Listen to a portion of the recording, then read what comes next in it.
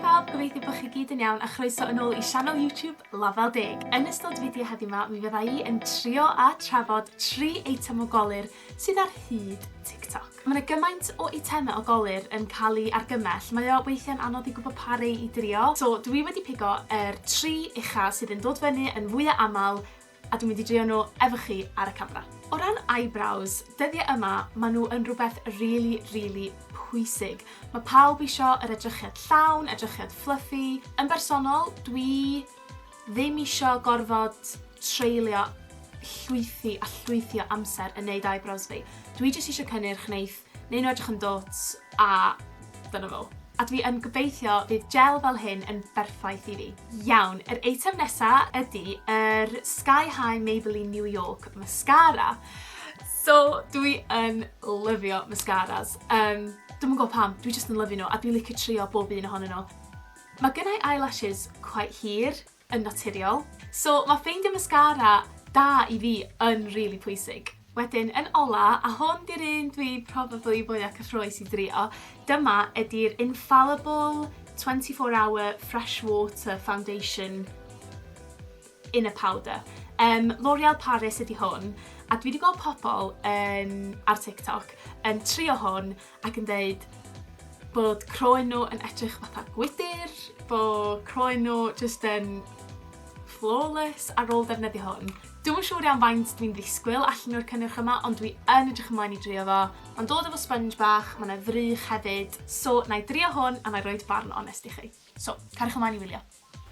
Dwi yn mynd i fynd â chi drwy fy rwtîn colur gan ddefnyddio yr 3 eitem TikTok.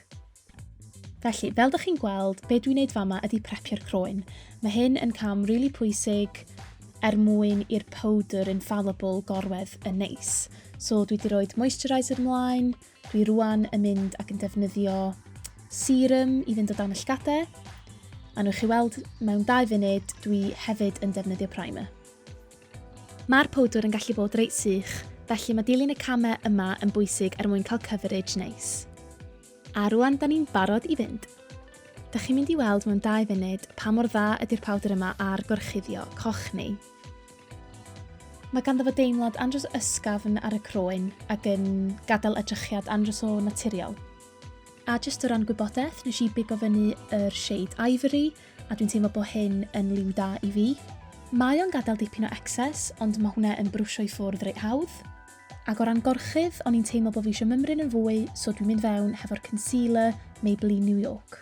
So dwi'n defnyddio yr cynnyrch yma, jyst yn y manner lle dwi'n teimlo bod fi eisiau mymryn fwy o orchydd, dan y llgadau, ar y talcen, ag ar y gen.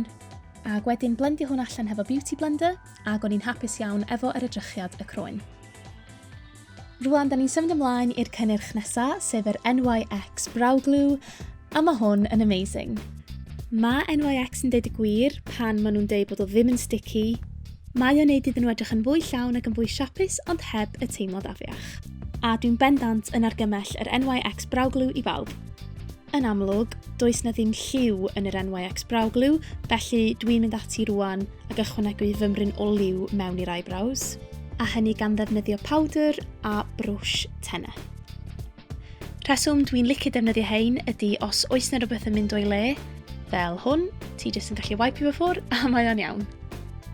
So, gan ddefnyddio yr un paled, na i fynd fewn efo lliw reit niwtral a cychwyn ar y llgadau.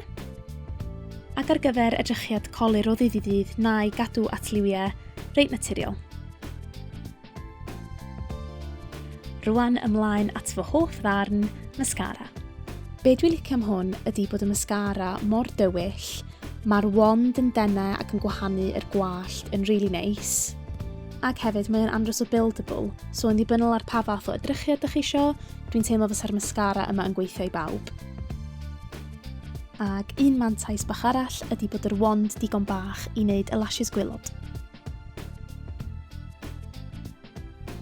Ac felly barn onest arall, dwi hefyd yn argymell hwn.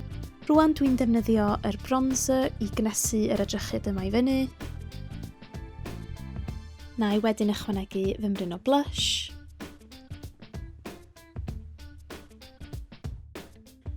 Wedyn na i ddefnyddio unrhyw lip liner a leinio'r gwefusau fymryn lleia. Rwan dwi'n mynd yn ôl hefo'r un un paled a defnyddio'r lliw goleuach a'i ddefnyddio fo fel rhyw fath o highlighter. Mae'r powdr L'Oreal yn gallu gadael yr gwyneb yn edrych reit sych, felly mae'r cam yma yn bwysig, ac yn rhoi glow naturiol yn ôl i fewn i'r edrychydd colur. Falle bod y powdr yma yn well ar ben edrychiad y colur yn hytrach na fel sylfaen, ond dwi wir yn licio fo a mi fyddai yn bendant yn defnyddio hwn eto.